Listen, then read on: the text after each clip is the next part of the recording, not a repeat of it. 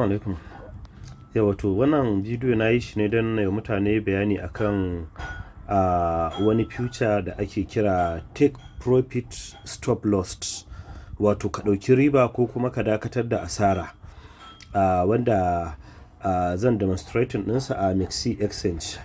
So idan misali ka shiga buy and sell wannan ɗinka haka kamar yadda kuke gani, idan ka shiga wajen inda ake setting order na buy and sell, so kowa da ya riga ya sani akwai tsari na su limit da market da waye, so duka ba ruwanka da wannan. Abinda za ka zo sai ka duba gashi nan na yi cikin ɗinsa daidai nan wajen, gashi nan za ku ga TP sannan kuma SL, take profit stop loss. To idan ka zo yanzu misali ina da wannan token din na SMY din nan, so yanzu a farashin da yake wannan 0.00045 din nan, so idan na yi haka kun ga $65.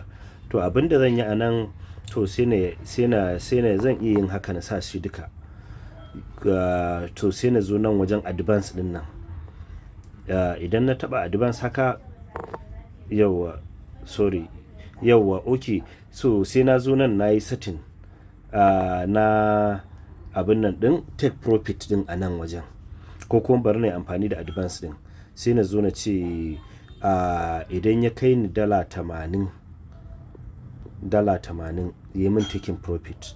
Sannan kuma again idan ya dawo dala let's say 60 da hudu haka, ko 60 ma, ko 60 ko da hudu ko da uku haka, ko da uku, ya min stop loss kawai ya fita, sai ne confirm. Yawwa in ne confirm shikenan. Yawwa to wannan ko kana bacci in ya je can riba ka kawai zai fita. Yawwa sannan kuma ko kana abin nan idan kuma ya zo nan wajen loss din shi ma in ya zo zai fita. Yau kun gane amfaninsa, yana da mahimmanci sosai. Yauwa shine yanda future din yake. Yauwa ko kuma za ka iya ma settings dinsa ta nan wajen ka tafa haka, amma dai ka using advance din sai kai confirm. Yauwa to wannan shine yanda yake, yana da matukar mahimmanci. Za ka iya dai setting da order abin nan din, limit order ɗinka shi ma da ya je siyar ma ko ya sai ma, so amma wannan dai yana da kyau sosai.